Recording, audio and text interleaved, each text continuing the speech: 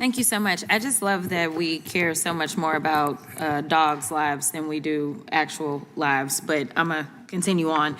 I want to make sure that I enter this UC, which is one of the reasons that we are a bit skeptical of any immigration, quote unquote, enforcement laws that y'all are trying to pass. This UC is from The Guardian. It says, immigrants with no criminal record now largest group in ICE detention. You know, I listened to Mr. Van Drew. Without objection.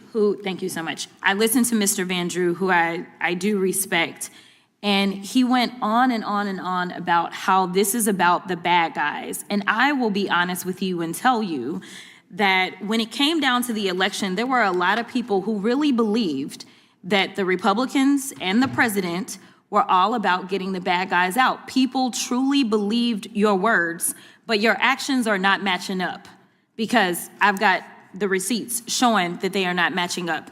And so call us a little paranoid in believing that the hypocrisy may continue to come from across the aisle. Speaking of hypocrisy, I do want to point out, since we're talking about Jeffrey Epstein, because we couldn't talk about Epstein before.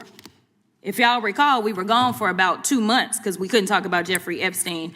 And now everybody wants to act as if they want to have like a real honest conversation about the victims and the survivors and everybody else. Where was this conversation a long time ago? And I know that y'all love to go back and say that Joe Biden didn't do it. You know, Joe Biden is blamed for everything. Joe Biden didn't do anything and it was Joe Biden's fault. And why wasn't Joe Biden? Joe Biden didn't campaign on it. I just want to be clear. If y'all can run me the tape, then run me the tape. But you know, when you campaign and you go out and you make a promise, then we evaluate whether or not you actually meet your promises. So listen, this was rope that y'all decided to hang yourselves with because the president campaigned on the Epstein files while we were campaigning on things such as affordability. We were campaigning on the things that now people are complaining about, right? Because of the tariffs and the fact that you guys won't say anything and tell the president, hey, sir, tariffs are taxes. We as Republicans, we usually don't like taxes. And guess what? That's going to make everything unaffordable. So now he's going to be our big savior and he is going to reduce the price of foods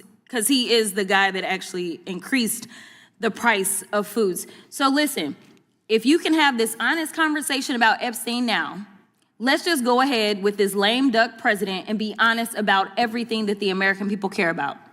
They care about affordability. They care about the fact that literally people are starving in this country because we have 42 million people, and I don't remember any one of you during that almost 2-month break deciding to go on faux news or any other news outlet and say, you know what, it is wrong to have 42 million people that are relying on $6 a day to eat, and we have the money because somehow our president was able to find under the couch cushion, the one that JD wasn't sitting on, under the couch cushion, he was able to find 40, how much did he find to send to Argentina? 40, there we go, 40 billion to send to Argentina.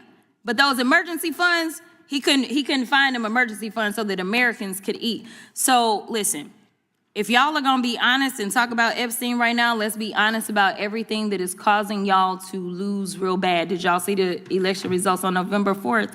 It didn't go very well. So let's just start having honest conversations so that hopefully some of y'all in some of these tight seats, maybe y'all can get reelected and we can just work together.